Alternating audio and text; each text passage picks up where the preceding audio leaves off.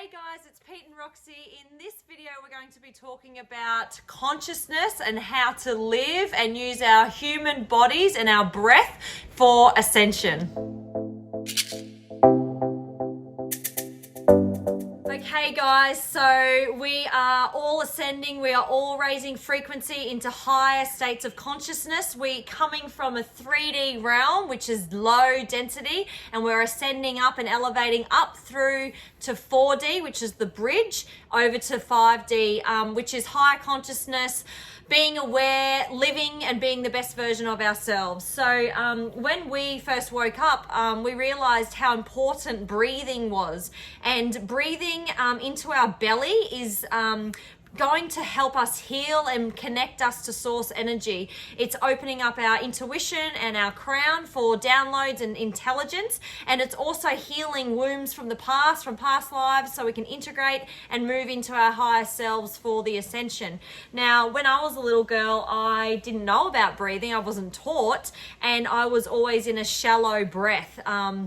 I was in a different type of environment, and I feel like the shallow breath keeps us in a stress, anxiety, worried kind of feeling, vibration, and it also holds us down in the 3D. So the deep breathing on this journey has been very critical for our ascension and our elevation and for connection.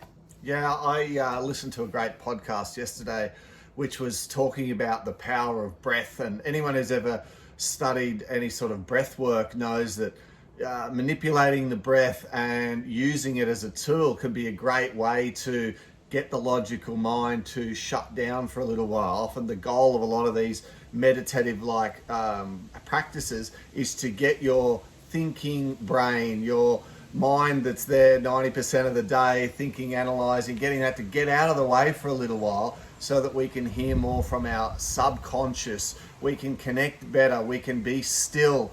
And a lot of that is influenced by the connection between the diaphragm, the rate of our breath, and our brain's activity. So this guy yesterday was saying that most people, 80-something% of people throughout their day, mouth breathe. Predominantly, they are mouth breathers. And it really got me thinking, because as an avid keen diver, and I love to free dive, I'm lying face down in the water, I've got my snorkel in my mouth. I think I mouth breathe more than I nose breathe. I do both, but gosh, after listening to this guy yesterday, I've become a lot more conscious today of breathing through the nose.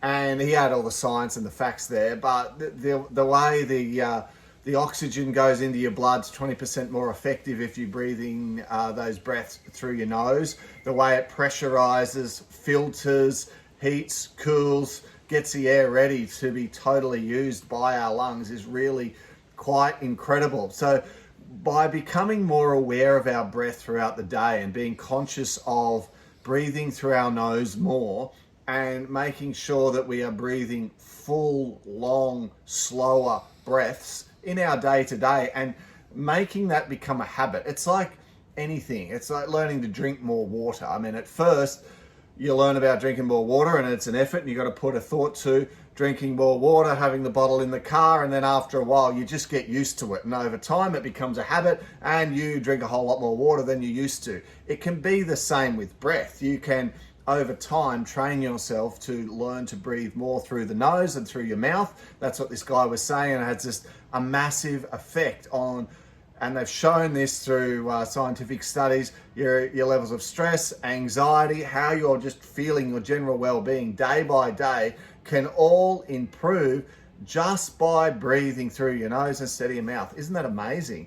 And then if you apply that principle to your spiritual practice, and you do breath work and pattern breathing and different types of rhythmic breathing, you can actually get all sorts of responses in your physical body.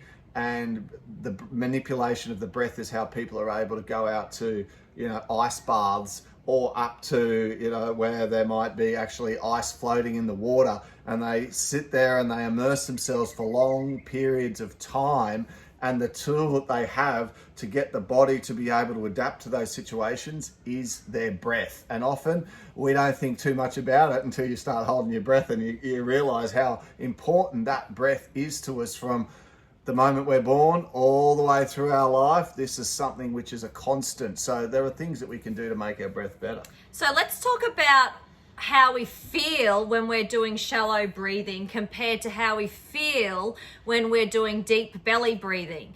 Now, I know a couple of friends that have some children that are suffering from anxiety, and they take their kids to a psychologist. And the first technique that is taught in these sessions is deep breathing. Deep breathing, whether it's through the nose or the mouth, it's still helping. So that is removing anxiety, removing stress and worry from that shallow breath fear state to a more relaxed, peaceful, flowing feeling of calm and safe. Now, that's the polarity, right? So we've got fear, anxiety, stress and worry with shallow breathing. And then we've got calm, peace, protected, safe, all in the deeper breathing. So remember, through your life and through these challenging and shifting times, we must remember our breath, so we're not held in the 3D realm, held down by the weight of fear, worry, stress, and anxiety, and we're uplifting our consciousness into a more calm, safe, loving, protected environment, which is what we are. We are light warriors. We hold light for consciousness. We are not, sick. We're not ill. We are healthy beings of light with high frequency, and we're only just beginning to raise our frequency into higher states of consciousness, which is so exciting because we've only known 3D realm and fear, worry, all of these other emotions. We've only ever known that in the 3D world.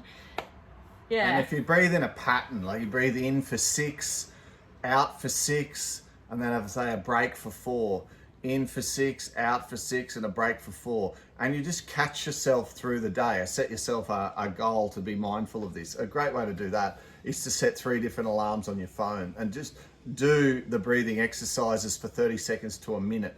This is what he's saying. All that matters. Keep bringing yourself back to that present moment of focusing on the breath, the effects that it has on your brain. Because when you're focusing on the patterned breathing, your mind isn't wondering and worrying about things you haven't done yet, or thinking about things you did do and they didn't work out well, and all of that stress response. And so often people think, oh, I breathe the way I breathe because I'm stressed.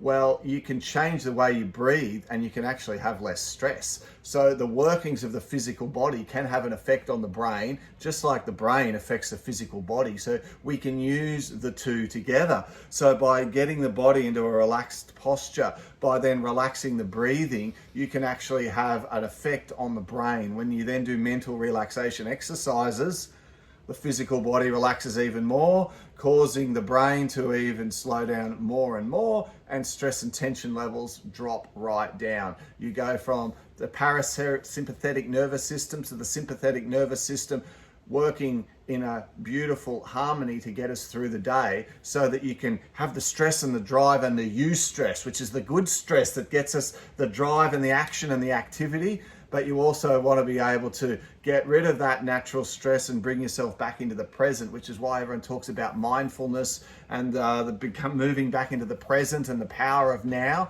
That's where our power lies, guys. So try being more aware of your breath, focusing on it through the day, particularly if you have things which might be inhibiting your ability to take a long, slow, deep breath, because you're made to wear the whatever it is, you get the idea. So if there are things like that, this is a time where even more we need to be aware of our breath, because the guy was saying that, increased carbon dioxide levels in our body by breathing that all the time can lead to stress, have a poor influence on our immune system, all sorts of things. So the breath's super important. Which is probably why it's been implemented in a global format. But it's super important to share this information with your friends and family, and also your children. Like, I didn't get taught this as a child about breathing and the importance of breath for connection to higher states of consciousness, for connection to my intuition and to source energy. We were given our bodies and our tools within our bodies for ascension. We weren't just dropped on this planet without any tools. We've got the tool of our breath, and that is why this is potentially being suppressed to stop high consciousness. So be aware of it. Teach your children that the breath is super important. It is your chariot to high states of consciousness and elevation. So we hope this video has found you well, and it can help you in your life and in today's life, especially what's happening on the planet at this time. And reach out to us if you need anything else. I'm wearing our Awake t-shirt. On the back it says The Great Awakening. When we first woke up, we wanted to start a movement to help people be aware and educated on awakening and consciousness and higher states. And so if you're interested, they're on our website, and we'll put a link in the video also. So have a great day, guys. We'll talk to you soon.